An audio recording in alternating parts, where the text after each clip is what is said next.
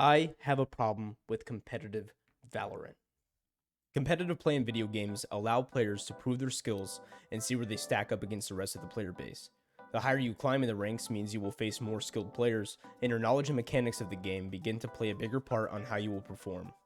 If you can't refine the required skills the next rank demands, you will find it nearly impossible to climb. But it can't be that simple, right? Many people associate rank with skill, which is fair. The entire idea of a rank system is to stack you up with people of the same rank to provide difficult but fair matches. And when those matches start becoming less difficult, they will pit you up against people of the next rank to see if you are deserving. This system at face value is perfect, but when you factor in that most of these competitive games require not only teammates but random teammates, the flaws of strictly associating rank with skill start to seep through. Yes, having the next more appealing rank is nice, but when the only thing determining that rank is a 5v5 with 10 random people, unless you're stacking, should you really rely on your rank to tell you if you're cracked or not? Those random players on your team should be of equal skill, because they are generally of equal rank, but that just isn't the case.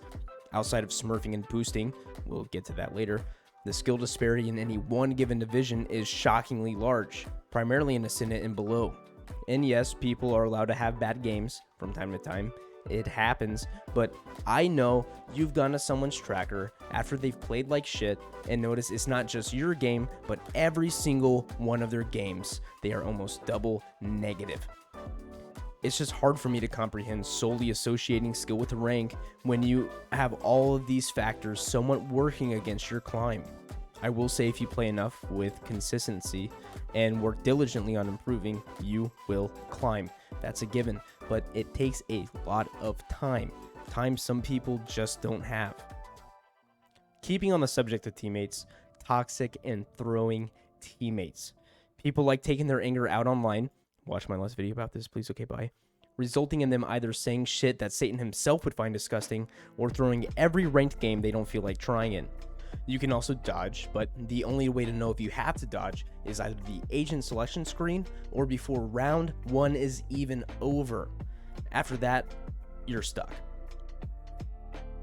The last problem I have about Valorant is smurfing and boosting. Now, me being Diamond 2 and sometimes playing Ascendant lobbies, I don't think smurfing is that big of a deal past Diamond, but it plagues the lower ranks. Smurfs directly affect people trying to climb by giving them an impossible challenge that they would never face otherwise. You can make the argument that, oh, if they want to rank up, they're going to have to face those players anyways, but I disagree. Do you really think silver players are going to be able to improve when every other game they have to play against an Immortal 2 Smurf who's only there because they can't handle being immortal? Alright, that's a little extreme, maybe not every other game, but you get the point. Answer is no. Everyone improves at their own rate, and there are divisions for a reason, and smurfing just makes it harder for these players to improve and can sometimes stop these players from wanting to get better. It might even make them think they can't get better. Boosting has the complete opposite problem and affects every rank. When a player is getting boosted, this usually means they either have someone queuing with them on a Smurf account, feeding them RR, or they hire someone to play on their account to boost their rank in MMR. At some point, these players aren't going to have their crutch and be placed into these lobbies they never should have been in the first place. This affects two groups of people. 1, the boosted, and 2, their teammates. The boosted player most likely asked for a boost because they either felt bad about their rank or they didn't want to spend the time grinding for the next rank. Getting boosted only benefits them by allowing them to be able to brag to their friends or flex their rank online. However, a quick search of their games will show you that they don't deserve their rank, and usually they end up getting flamed in their matches and might eventually drop back down to their original rank, requiring another boost. This affects their teammates by providing a blatant disadvantage. They are now forced to play a game with someone that should be 2, maybe 3 ranks below them, against a team of 5 equally skilled players. The match will either end in a loss, losing RR for people who otherwise might not have lost RR, or end in a win, giving the boosted player more RR to gamble with.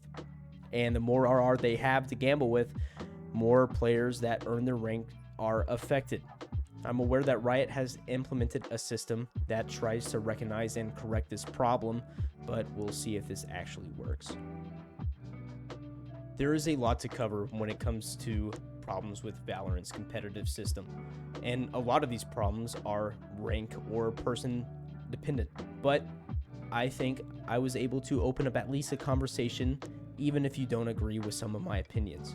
Now, you can either flame me in the comments and tell me to just get good, or you can let me know what you think and we'll talk about it. I think ranked is an overall exciting experience when it's at its best, but more often than not, these problems are present. You can blame Riot if you want, but these have been problems for many games with the rank system, not just Valorant. And in my opinion, it comes down to the player base, which there's not much we can do on our part either. And if you think you're bad and want to improve and climb the glorious ranks of Valorant, I just got one tip for you. Aim Labs is free, you fucking weirdos. Peace.